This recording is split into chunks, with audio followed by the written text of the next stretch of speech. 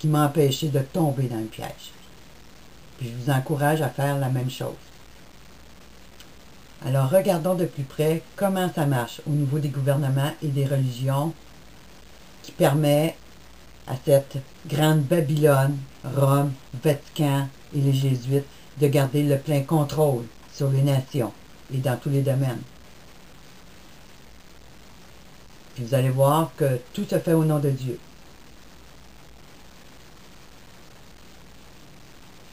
Alors, le serment secret des Jésuites. Alors, je suis contente parce que ce document, je ne pensais pas qu'il existait en français. Puis en faisant une simple recherche, j'ai tombé dessus. Moi, je l'ai en anglais, mais je ne pensais pas qu'il existait en français. Alors, merci à celui qui l'a traduit. Il a paru sur le site Parole de Vie. Je pense que ce site-là n'existe plus, mais j'ai plusieurs de ces documents qui viennent de ce site au cours des années. Alors, on sait que les Jésuites forment l'une des armées secrètes du pape. Leur devise est bien connue. La fin justifie les moyens. Toujours pour la plus grande gloire de Dieu.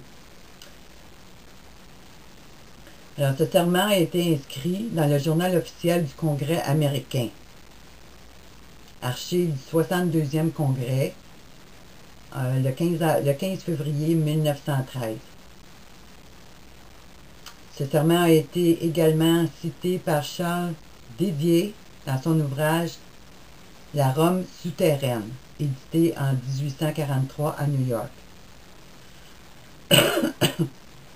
Alors ici, on nous parle du docteur Alberto Riviera, qui était un ancien jésuite, qui s'était échappé de l'ordre des Jésuites en 1967 et qui a pu confirmer que le texte du serment qu'il avait dû prononcer était exactement le même que celui que nous reproduisons ici. Le docteur Alberto Riviera a subi la peine extrême de sa désobéissance envers Rome, puisqu'il a été tué par l'ordre des Jésuites plusieurs années plus tard, parce qu'il a dénoncé ce qui se passait. Alors vous voyez que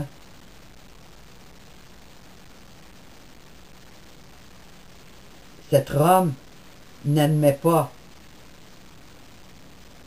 qu'un de ses sujets transgresse son autorité. Puis quand on lit les maximes des Jésuites, ben on retrouve aussi cette confirmation. Alors, quand un jésuite de rang mineur accède à un poste de commandement, on le conduit à la chapelle d'un couvent de l'ordre, où il se retrouve devant 3 autres personnes seulement, le principal ou supérieur, se tenant devant l'autel. Celui-ci est encadré de 2 moines. L'un d'eux tient une bannière aux couleurs jaune et blanche, les couleurs du pape. L'autre porte une bannière noire où figure une dague et une croix rouge au-dessus d'un crâne et de 2 tibias croisés. Vous voyez, comme l'ordre des Skull and Bones, qui est une société secrète. Alors, on retrouve ces mêmes choses chez les Jésuites. Avec les lettres INRI. Au-dessus de ces lettres figurent ces mots écrits en latin. Justum necar reges impi. Cela signifie « Il est juste d'exterminer les rois impies ». Une croix rouge est posée au sol sur laquelle le postulat s'agenouille. Le supérieur lui tend un petit crucifix noir qu'il prend dans sa main gauche et presse contre son cœur. Le supérieur lui présente en même temps une dague que le postulat doit choisir par la lame et dont il applique la pointe contre son cœur. Le supérieur qui continue à tenir la dague par le manche s'adresse ensuite au postulat. « Mon fils, jusqu'à présent on t'a enseigné à maîtriser l'art de la dissimulation, à être un catholique romain parmi les catholiques romains, et même à être un espion parmi tes propres frères, à ne croire aucun homme, à ne faire confiance à aucun homme, parmi les réformés, à être un réformé, parmi les huguenots, à être un huguenot, parmi les calvinistes, à être un calviniste, parmi les autres protestants, à être en général un autre protestant. à obtenir leur confiance et même à t'efforcer de prêcher du haut de leur pupitre, à dénoncer avec toute la véhémence dont tu es capable notre sainte religion et le pape, et même à t'abaisser jusqu'à te faire juif parmi les juifs, afin de pouvoir rassembler toutes les informations nécessaires à ton ordre en tant que fidèle soldat du pape. On t'a enseigné à planter insidieusement des semences de jalousie et de haine entre les communautés, les provinces et les États qui étaient en paix, à les inciter à commettre des actes sanglants, à les provoquer à la guerre les uns avec les autres, et à déclencher des révolutions et des guerres civiles dans des pays qui étaient indépendants et prospères, à cultiver les arts et les sciences et à jouir des bienfaits de la paix, à te ranger aux côtés des combattants et à agir secrètement avec tes frères jésuites qui pourraient être engagés dans la partie adverse, tout en étant ouvertement opposés à la cause que tu défends.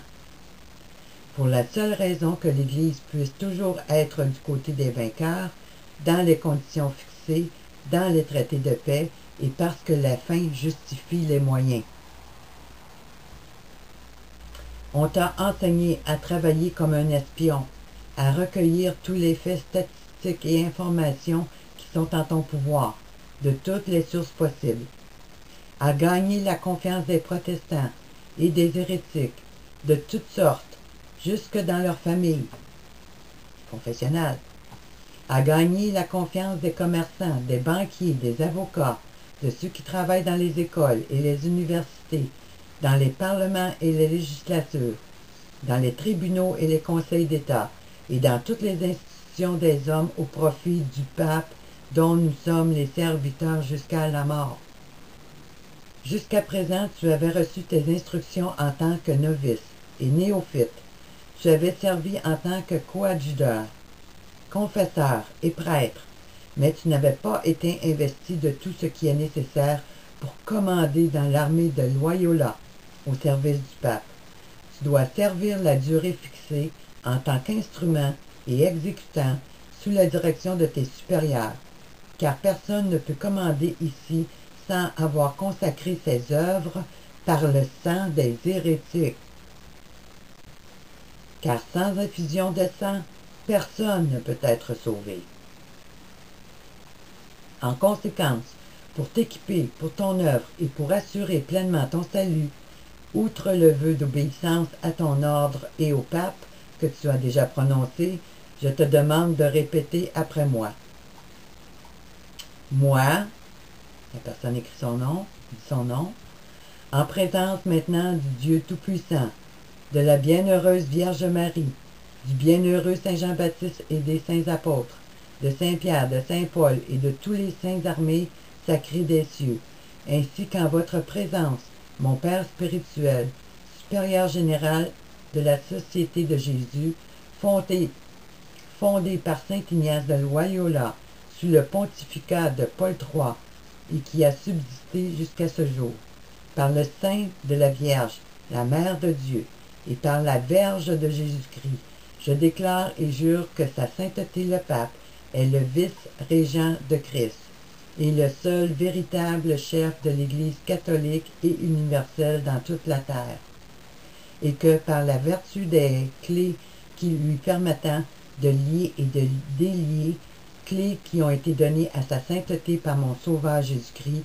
il possède le pouvoir de déposer les rois, princes, chefs d'État et de gouvernement hérétiques, afin qu'ils soient complètement annihilés. Par conséquent, je défendrai de toutes mes forces cette doctrine et le droit de sa sainteté de détruire l'autorité de tous les usurpateurs et de tous les hérétiques, notamment les protestants, en particulier ceux qui appartiennent aux églises luthériennes d'Allemagne, de Hollande, du Danemark, de Suède et de Norvège, et qui sont sous l'autorité des prétendues églises d'Angleterre et d'Écosse, ainsi que de leurs branches établies en Irlande, sur le continent américain et partout dans le monde, pour ce qui concerne toutes leurs croyances hérétiques qui s'opposent à l'Église mère sacrée de Rome. Je dénonce et je renonce maintenant à toute allégeance à tout roi, prince ou État hérétique, qu'il soit protestant ou libéral. Je refuse toute obéissance à leurs lois, magistrats ou officiers. En outre, je déclare que les doctrines des églises d'Angleterre et d'Écosse, des calvinistes, des huguenots et de tous les autres protestants et de tous les francs-maçons, dont des doctrines dignes de damnation, sont dignes de damnation tous ceux qui ne renoncent pas à ces doctrines. Alors, je m'arrête là. Mais le document, il comporte 5 pages. Alors, ce qu'on peut voir dans ça, c'est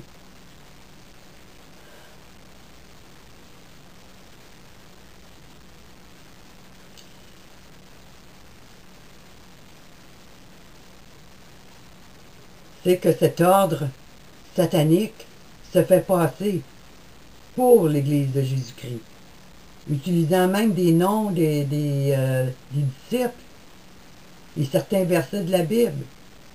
Pourtant, son but, c'est quoi? C'est de tuer tous les protestants, c'est de détrôner et d'annihiler les gouvernements qui ont pu prendre possession d'un pays en tant que gouvernant et de mettre en place un coup exterminé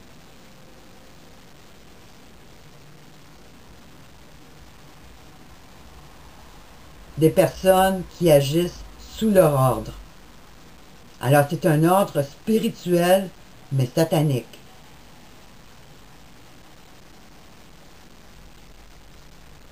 Puis quand on parle des francs-maçons, parce que dans plusieurs livres, je retrouve la même chose, on nous dit ici que les francs-maçons, ils ont des doctrines dignes de damnation. C'est vrai. Puis ici, dans ce document-là, ils semblent condamnés. Mais il y a des milliers de francs-maçons qui sont associés soit à l'ordre religieux ou soit au gouvernement qui sont en poste dans les différents pays. Alors, mais c'est pour tenter de se dissocier, de cacher, ça fait partie de leur stratégie, de faire croire aux gens que oh non, nous autres, on se dissocie de la franc-maçonnerie. Alors qu'en réalité, il y a beaucoup de francs-maçons qui ont infiltré nos églises au fil des siècles et ainsi que dans les gouvernements. Alors on peut voir que sous cet ordre cérémonial de grande importance, pour celui qui devient un jésuite, il y a tout un protocole très important. Ils prennent ça vraiment au sérieux. Puis on peut voir aussi qu'au nom de la fin justifie les moyens, ben, ils sont prêts à utiliser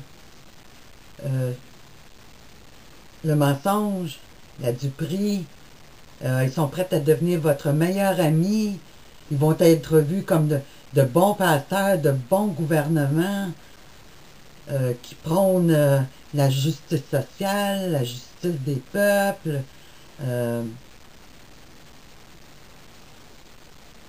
qui marchent saintement avec l'Église, la vraie Église de Jésus-Christ, alors qu'en réalité, c'est toute la bullshit. Alors, si on regarde au niveau des Nations Unies, avec la réforme des droits de l'homme qu'il y a eu en 1948, ben, on nous a fait croire qu'on avait à cœur les peuples, les nations, les gens, la pauvreté. On cherchait à bâtir un monde de paix. Alors qu'en réalité, eux faisaient tout de leur côté pendant ce temps-là pour détruire les nations prospères, pour détruire les peuples qui vivaient en paix, pour s'emparer de toutes les richesses des nations. Ben, c'est ça. C'est exactement ça. Puis leur but final, ben, c'est de détruire le peuple de Dieu et toute pensée de Dieu, du vrai Dieu. Et de détruire la pensée du seul vrai Dieu.